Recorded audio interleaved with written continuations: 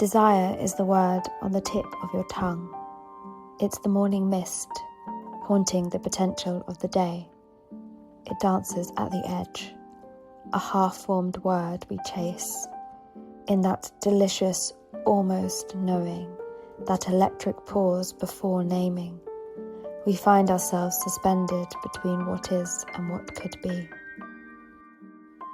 At this point, anything Clarice Lispector touches, I think, is worth having a look at. And I think that one topic that Clarice touches on that I find interesting is the topic of desire. When I desire you, a part of me is gone. Anne Carson. Our inner longings shape who we are, and I feel like Clarice Lispector is really able to touch on this kind of notion through using a really personal narrative kind of perspective in the book Near to the Wild Heart. When her protagonist gazes into the mirror, discovering so much beyond what is known within herself, we witness the complex relationship between self-knowledge and desire. Near to the Wild Heart follows protagonist Joanna, who is trying to grapple with the complexities of existence. There's a non-linear narrative that flashes between her present time and her childhood. And in doing this, we have a philosophical contemplation of life, freedom, and her purpose. She grapples with fundamental questions about being and belonging. Lispector's protagonist really makes us look deeper into the nature of desire through self-reflection. And when we truly look at ourselves, we discover we are both limited and limitless. As she beautifully puts it, we find ourselves dispersed into the atmosphere, and yet we are also defined by our self-inflicted and external boundaries. Her work suggests that desire isn't just about wanting, it's actually about becoming. There's an ongoing negotiation about who we are and who we might become or be. The central question Lispector poses remains hauntingly relevant. How do we connect without being imprisoned? How do we possess without being possessed? These questions reveal the paradox at the heart of desire. It both defines us and threatens to consume us. Understanding our desires, Lispector shows us, isn't about satisfying them. It's about understanding ourselves. Each longing, each reaching out, tells us something about who we are and who we might become. With desire, there's an ongoing battle between preservation and decay, with holding on and letting go. This exemplifies a universal paradox: how to navigate desire without letting it consume you. There's a delicate dance of maintaining what we want and keeping a separate sense of ourselves. I feel like this is particularly relevant in this modern day where we are constantly seeking gratification and instant gratification. By examining how our desires are actually more of a space for negotiation rather than a space for simple fulfillment, we can understand that desire is about who we are and who we want to be, or who we will simply become.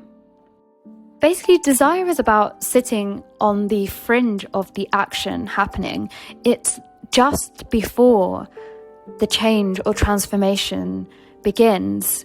It's the want or the need to transform or change, the desire. And I think this is where you find out who you are. And woman was mystery in itself, she discovered.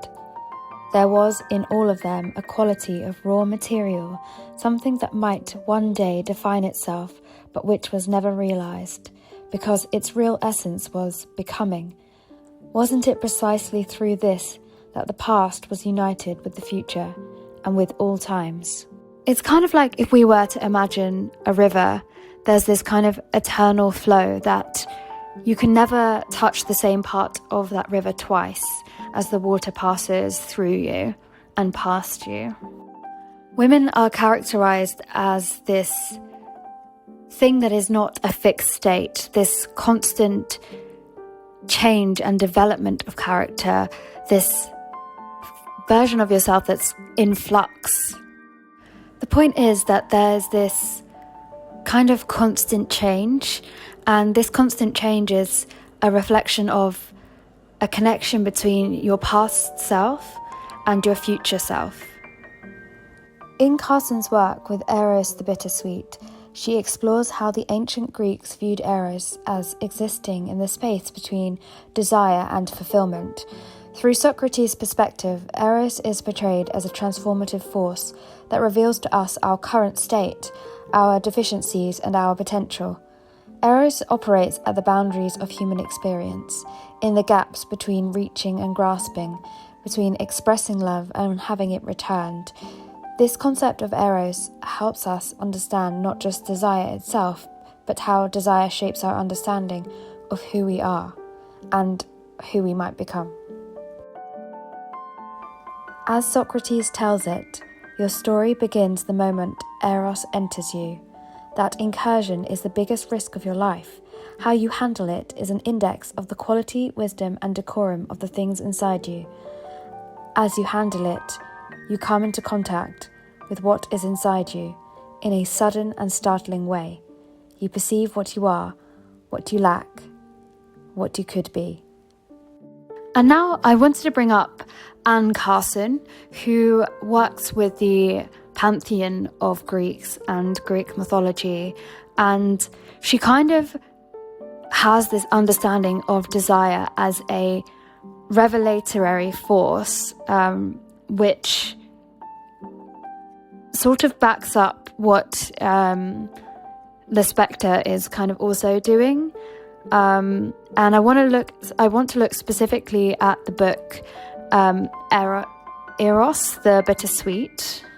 Carson's concept of Eros as an incursion illuminates how desire operates as a transformative force, and this is evident in both texts.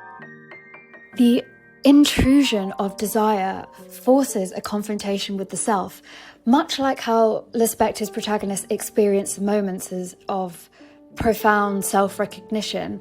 The incursion of desire doesn't just reveal what lies within it, it catalyzes the transformation. And both authors show us how this transformation, this transformative process, can actually be quite destabilizing. And when Carson writes about Eros entering us as the biggest risk of your life, we see this mirrored in Lispector's character, her intense desire to shed her learned behaviours and start anew and start fresh.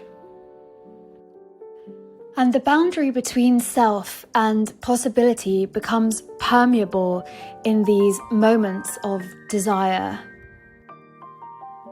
As Carson frames Eros as a matter of boundaries, Lispector shows her protagonist actively pushing against her own limitations, using desire as a tool to probe the edges of her potential self.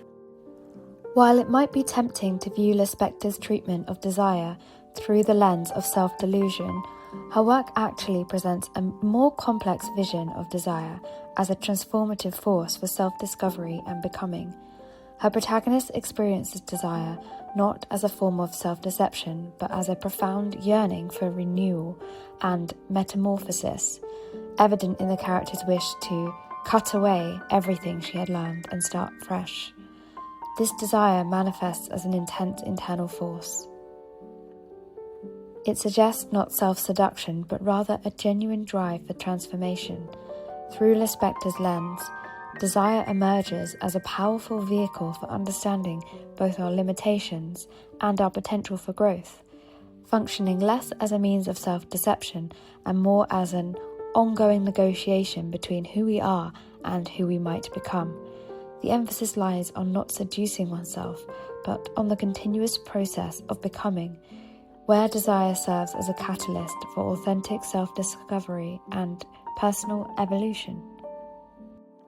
By understanding our desire as a type of messenger, we can use this as view this as a transformative power that is, it's like a call to a change, to self-transformation, to becoming who you will be next.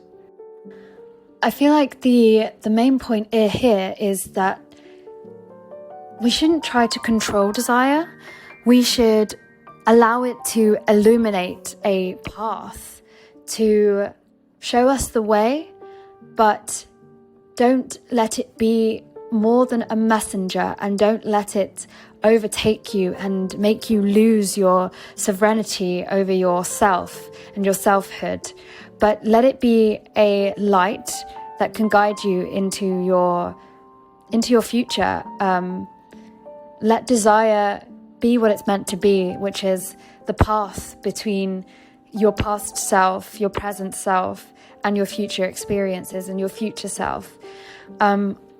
I really think Lispector is able to touch on this kind of notion through such it's stream of consciousness that she uses, and she uses it really effectively in Near to the Wild Heart. And we really get into the head of the character, and we can really see her inner battles and her struggle with who she is about to become. But change is never easy. Change is often difficult. And I feel like this is very apparent in the novel. Thank you so much for watching. I'm going to leave it here. And if you have enjoyed this exploration of Clarice, with a hint of Anne Carson, and also focusing on the book Near to the Wild Heart, looking at desire, I would love if you'd also watch my video on Clarice Lispector, The Passion According to GH. It's on my channel now. And I'd also love if you would like, subscribe, all of that. And I hope to see you in the next video. Thank you for watching.